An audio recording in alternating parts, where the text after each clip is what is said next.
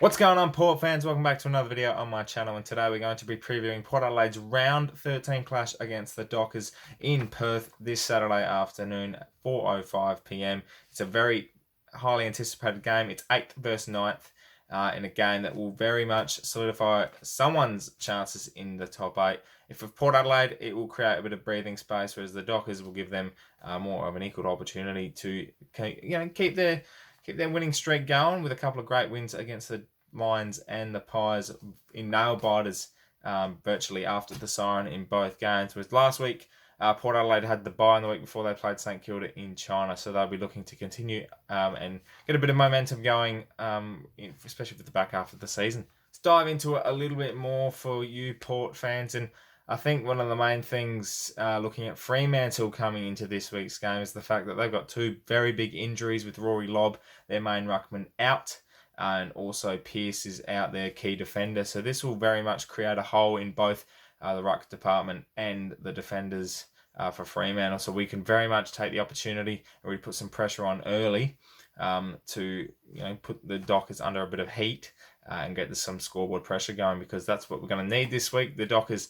haven't really been heavy scorers this season. They've had their moments kicking over 100 points, and they've beaten key teams. Like, they bet the Pies at the G, they bet the Giants in Canberra. So they've been very plucky this season, and I think they'll be having a lot of confidence coming into this week, especially being ninth.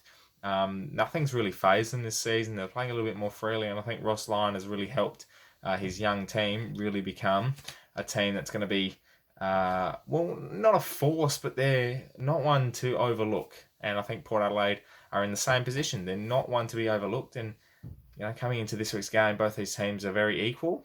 And I think with the Fremantle's form at the moment, Port Adelaide have the big task of going over to Perth at the Optus Stadium, which is a hard ground. We haven't beaten Fremantle over there, mind you, we've only played once. But last year was a horror show, pure horror show. We didn't get the job done. We were kicking poorly. It was in the wet. This year, it's going to be a bit different. It's going to be sunny. It's 20 degrees. And I think for Port, this is the main thing, is, we play very well in clean, crisp conditions. And we've already beaten West Coast in Perth this year, so maybe the fortune changes and we win both games in Perth this year. So that wouldn't be too bad at all. Speaking of playing in Perth, Port Adelaide have lost the last 3 times in Perth against the Dockers by an average of 11 points, so there's nothing in it between these sides at all. If they were playing at home, then Port Adelaide would be averaging a 69-point win based on that. So it's a 2-goal advantage, I think, playing at Perth in front of the faithful. It's always a 2-goal advantage playing at home, and I think that's the 2-goal advantage we're going to have to come up against. And this week, I think most importantly, coming off a bye, you're going to be looking to be mentally switched on. And for Port Adelaide's sake, even though both Fremantle and Port had the bye, I think especially for Port, who did an easy job against St Kilda, they're going to be looking to come to Perth fired up, ready to go. And I think the start is the most important thing for Port, who have struggled in that area this year. I think mainly for Port Adelaide's sake as well is a win here would create a bit of breathing space between the bottom half. Because you look at the other games this weekend, you've got Hawthorn versus Essendon, 2 teams that are very much looking to play finals, and they're a game behind us. So whoever loses that, we've got a 2-game advantage if we win this weekend. And Fremantle will be looking at the same thing, but I think if you look at both teams, there's more pressure on Port Adelaide to be in that top 8 position. And I think what essentially will be the case is if Port Adelaide drop this game, I think virtually season may well be over, particularly with our run home in the next 4 weeks. Mind you, we're all playing at home, but the teams we're playing at home could very much beat us and beat us well, and we have to be on our game now. Especially this is a mentally tough game for Port. This is a big game that we're going to come into.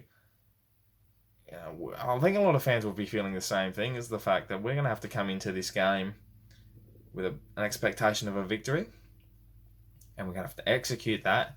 And we can all play well on the field, but it's going to be up here for Port Adelaide this weekend, and that's something they're going to have to overcome. With a young squad, that's not going to be easy at all. What I'm very much looking forward to this weekend is the key matchups, and there's 2 I wanted to look at this week.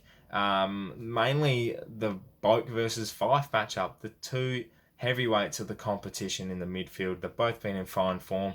Travis Boak's been in stellar condition all season. He's been in Brownlow contention. I think Nat Fyfe would also be right up there with Fremantle's form. So they're both going to be going against each other. And I think you don't say so much they'll nullify each other's influence on the contest. I think it'll be who can have the most influence on the contest, which is super exciting, especially when you've got those two players.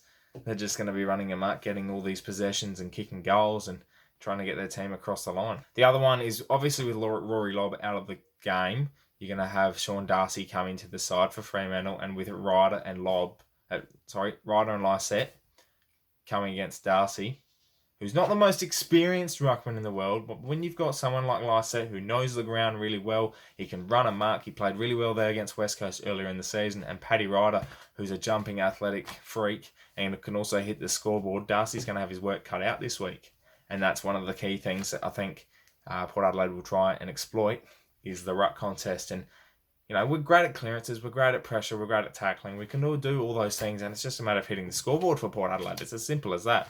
If we can hit the scoreboard and kick straight, then we're going to win the game because we create so many opportunities. What we have to watch out for is Ross Lyon's defensive unit. I think they can play very well. They can play very well with the team press, and I think his defensive attributes in his game plan will really slow down Port Adelaide, which they have in the past, especially in Perth.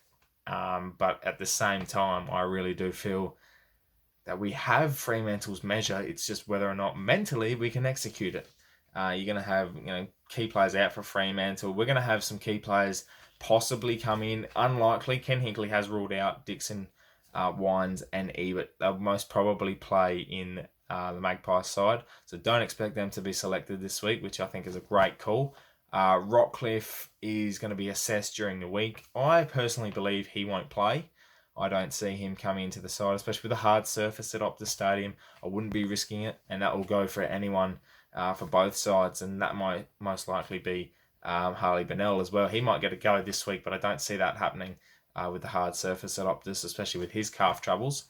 And that leaves probably the one change for me for selection, and that will be Hartlett in for Broadbent.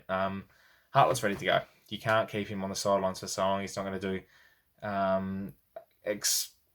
11 out of 10 games for the Magpies and not get selected. I think he's doing his job. He's a leader. He's ready to go. He's fit. He's firing. He looks good. He's setting up goals in the Magpies side. I'd be playing him this week, and I'd take Broadbent out because I just think Hartlett's just got that edge on Broadbent, and he's a little bit more lethal with the footy and can just influence the contest a little bit better.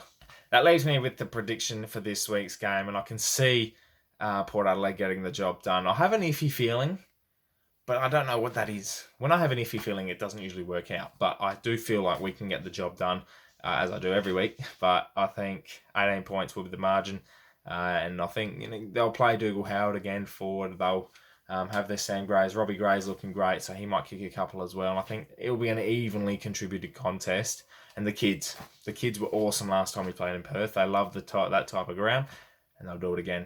Well, Port fans, that wraps up this preview for round 13. Let me know what you're thinking for this week's game and your predictions for the game ahead. Port Adelaide versus Fremantle this Saturday afternoon.